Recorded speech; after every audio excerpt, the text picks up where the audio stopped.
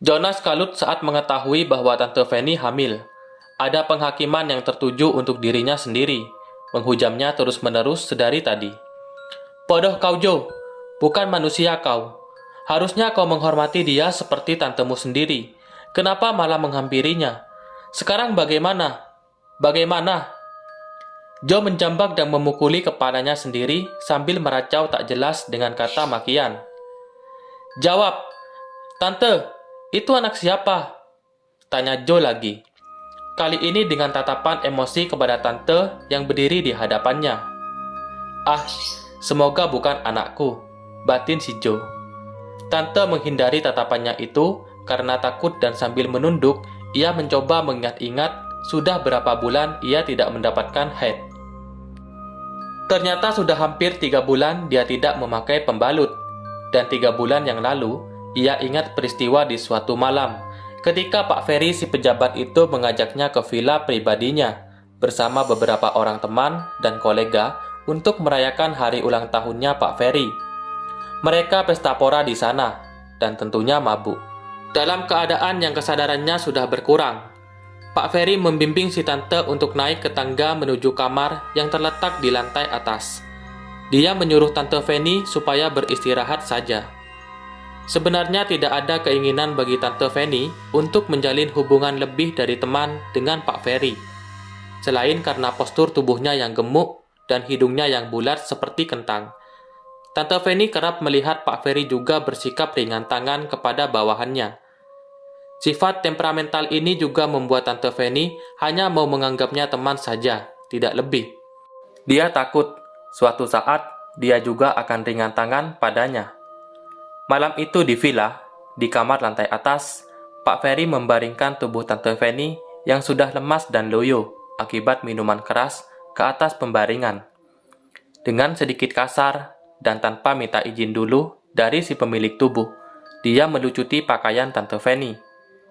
Jangan Pak, saya tidak mau, kita hanya teman, kata Tante Fanny, suaranya lirih dan meracau. Akibat pengaruh minuman keras tadi. Tapi Pak Ferry tidak menjawab sepatah kata pun. Dia malah semakin mempercepat aksinya untuk membuka seluruh pakaian yang menutupi tubuh mulus si tante. Dengan nafas yang memburu, Pak Ferry melancarkan aksi yang selanjutnya. Tante Fanny yang sudah terkapar tak berdaya hanya bisa pasrah dengan perlakuan Pak Ferry di malam itu.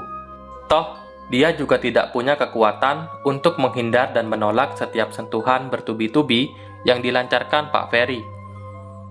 Di suatu kesempatan lain, Pak Ferry memberi sejumlah uang yang jumlahnya fantastis, serta mengajaknya berbelanja sebagai ucapan terima kasih di malam itu. Jeng Fanny, aku tidak mau menanggung segala resikonya setelah menidurimu loh ya, karena sudah kubayar dengan sejumlah uang sesuai dengan hargamu, kata Pak Ferry sambil mencolek dagu si tante. Saat itu tante yang sedang sibuk memilih perhiasan emas di toko perhiasan, hanya tersenyum dan menjawab, Ah Pak Ferry, bisa saja. Resiko apa sih Pak? Uang dari Pak Ferry sudah lebih dari cukup. Terima kasih ya Pak. Siang itu memang Pak Ferry mendadak jadi dermawan kepada Tante Fanny. Sengaja mengajak si tante ke toko perhiasan dengan maksud ingin membelikannya perhiasan. Itu ada cincin permata asli, mau?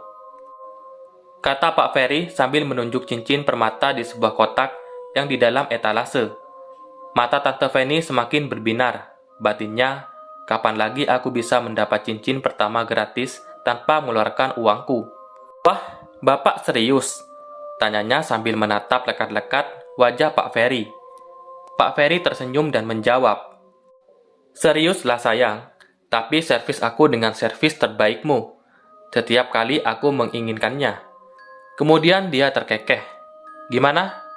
Tanyanya lagi sambil mengedipkan satu matanya kepada Tante Fanny. Tante Fanny berpikir sejenak. Kau tidak pernah diberi jatah istrimu ya Pak? Kenapa membayarku? Halah Jeng, kau tahu kan kalau istriku itu sedang sakit dan tak bisa melayaniku. Gimana sayang? Permata itu jadi milikmu sekarang juga loh. Tante Fanny mengangguk malu-malu. Lalu saat itu, dimulailah permainan dengan Pak Ferry. Tante Fanny meninggalkan Joe dengan pertanyaan yang tidak bisa dia jawab. Dengan diantar sopir pribadi, si tante pergi ke rumah Pak Ferry si pejabat, ayah dari bayi yang tengah ia kandung saat ini. Dia tidak ingin aborsi lagi. Sudah cukup. Kali ini, dia minta pertanggungjawaban dari ayah bayi itu. Sudah cukup teror hantu bayi yang menghantui Pak Sopir, Jonas, juga dirinya sendiri beberapa waktu yang lalu. Juga tentang keanehan rambut si Bibi yang digerakkan oleh tangan tak kasat mata. Untuk itulah dia menemui Pak Ferry, ingin melahirkan saja bayi ini. Pak Ferry, keluar Pak. Pak, aku tahu kau ada di dalam. Pak Ferry keluar. Tante Fanny berteriak di depan gerbang rumah Pak Ferry yang berdiri megah di tengah kota itu. Dia tidak percaya saat satpam menjaga pintu gerbang itu mengatakan bahwa Pak Ferry tidak ada di dalam rumah saat itu. Dia sendiri melihat mobil Pak Ferry ada di dalam kok. Jadi tentulah orangnya juga ada di dalam. Juga beberapa mobil yang lain ikut terparkir di sana. Bu, jangan teriak-teriak di sini.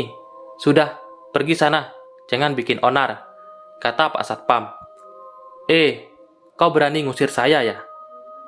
Munyuk, asal kau tahu ya, saya ini simpanannya Pak Ferry. Kau harus hormat kepada saya, ngerti? Kata Tante Fanny tak mau kalah. Ada apa ini ribut-ribut? Istriku melihat dari CCTV, katanya ada wanita sedang bertengkar dengan Pak Satpam. Tiba-tiba Pak Ferry muncul terpogoh-pogoh dari dalam rumahnya menuju pintu gerbang. Jeng Fanny, Pak Ferry terkejut dengan kedatangan Tante Fanny ke rumahnya. Sudah Pak Satpam, biar kutangani wanita ini, titah Pak Ferry kepada Satpam sambil memberinya aba-aba untuk menjauh. Pak, aku hamil. Aku minta pertanggungjawaban. Apa? Kamu hamil? Minta pertanggungjawaban apa? Jeng Fanny, kan sudah bersuami. Tapi aku hamil denganmu, Pak. Kau tahu sendiri, suamiku tidak ada di rumah. Jeng, jangan keras-keras kalau bicara. Nanti istriku dengar. Duh, biar. Pokoknya Pak Ferry harus bertanggung jawab.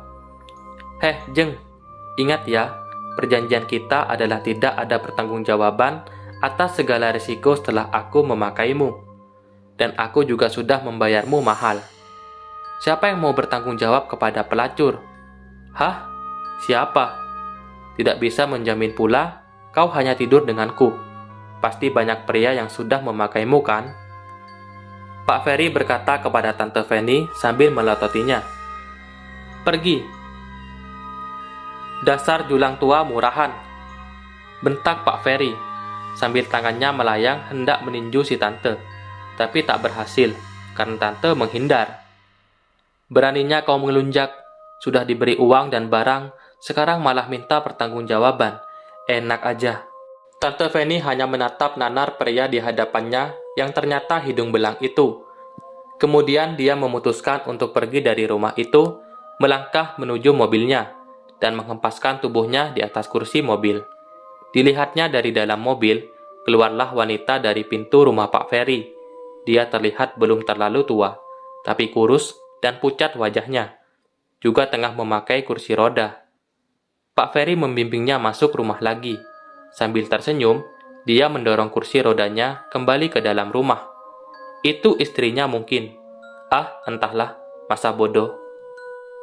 Dengan ragu dan hati-hati, Pak sopir bertanya kepadanya sambil melirik lewat kaca kecil di depannya. Kita mau kemana lagi, Nyonya? Pulang, jawabnya singkat. Ya ampun, lalu bagaimana dengan bayi ini? Katanya dalam hati. Galau dan bingung menyergapnya kini. Pikirannya kusut. Nyonya kelihatan pucat dan kelelahan. Sakit. Apa mau kubuatkan teh hangat? Sapa Bibi saat melihat Tante Fanny duduk melamun di kursi ruang makan yang letaknya bersatu dengan dapur. Bibi menoleh sebentar ke arah Tante. Tante Fanny mengangguk pelan. Lalu pandangan si Bibi kembali lagi diarahkan ke kompor di depannya. Kemudian tangannya dengan tangkas menuang air mendidih ke dalam gelas berisi susu. Ada 2 gelas berisi susu sasetan diletakkan di atas nampan. Di samping kompor itu bersanding pula jajanan pasar dan nasi plus lauk di dalam nampan itu. berjajar dengan 2 gelas. "Bibi bikin susu. Buat siapa?" tanya tante. "Aneh," pikir tante, karena di rumah ini tak ada yang menyukai susu. "Nyonya, ini kan malam Jumat Legi. Wajib untuk bikin cawisan yang ditunjukkan untuk kerabat dan keluarga yang sudah meninggal." Tante Feni semakin heran, karena biasanya cawisan itu diisi wedang teh dan wedang kopi bersebelahan. Lah, ini kok susu? Bau susu menyeruak ke seluruh ruangan dapur, mengunggah selera para bocah tak kasat mata. Bibi kemudian mengaduk-aduk minuman susu yang berada di atas nampan itu. Terdengar menggema di seluruh ruangan dapur. Suara kas sendok yang tengah beradu dengan gelas. Disusul kemudian dengan suara Bibi yang mulai menyanyi tembang Jawa lagi. Lirih terdengar. Tetapi hal itu membuat Tante Feni jadi ingat akan suatu peristiwa ketika Tante Feni dulu pernah mengintip si Bibi yang tengah duduk bersimpuh di lantai dapur sambil menyanyikan tembang Jawa dan berkata-kata kepada anak-anak yang tak kasat mata. Masih dengan tetap asik menyanyi, Bibi berjalan pelan dan meletakkan nampan berisi sesajen itu di atas kulkas. "Bibi, hentikan. Jangan menyanyi lagi," suara Tante Feni terbata. Nafasnya mulai tidak beraturan karena takut. Bibi kemudian berhenti menyanyi, lalu menatap Tante Feni. Ada pancaran ketakutan yang tertangkap dari mata Tante Feni. "Mereka suka mendengar nyanyianku, Nyonya." Siapa mereka yang kau maksud?" Bibi tidak menjawab, hanya tersenyum aneh. "Sudahlah, Nyonya, tenangkan dirimu. Ini tehnya silahkan diminum," kata Bibi kemudian sambil mendekat ke arah Tante Feni dengan membawa teh hangat. Tetapi Tante Feni beranjak dari tempat duduknya untuk menjauhi Bibi. Kemudian dia terjatuh karena tidak hati-hati melangkah. Bibi dengan sigap meraih tangan tante untuk menolongnya. Nyonya demam ya? Ini tangan Nyonya kok panas sekali. Ayo, kubimbing ke kamar," kata Bibi. Dia merasa agak cemas saat mendapati Nyonya ternyata tengah terserang demam. Dengan terpaksa, Tante Feni mau dituntun Bibi menuju kamarnya. Malam semakin larut, tetapi demam yang dialami Tante Feni belum juga pada reda, padahal dia sudah diberi obat penurun panas. Malah kali ini sakitnya ditambah dengan perutnya yang tiba-tiba merasa nyeri dan mulas. Semakin lama semakin menjadi. "Bi, jangan bilang siapa-siapa kalau aku sedang sakit. Aku tidak mau dibawa ke rumah sakit," karena Tante Feni tidak meneruskan perkataannya.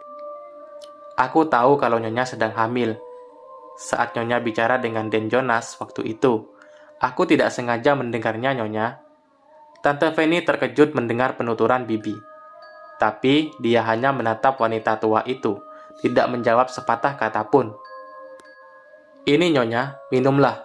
Ramuan ini akan membuat sakitmu reda," kata Bibi kemudian, sambil menyodorkan cangkir berisi ramuan yang entah itu berisi bahan yang berbahaya atau tidak. Tante Feni tidak menolak karena dia berharap untuk sembuh tanpa dibawa ke dokter.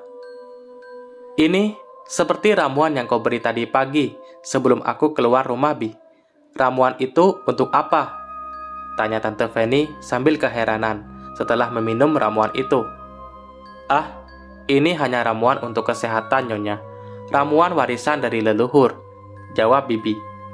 Tetapi beberapa menit kemudian, sakit perut si tante malah semakin menjadi-jadi setelah meminum ramuan itu.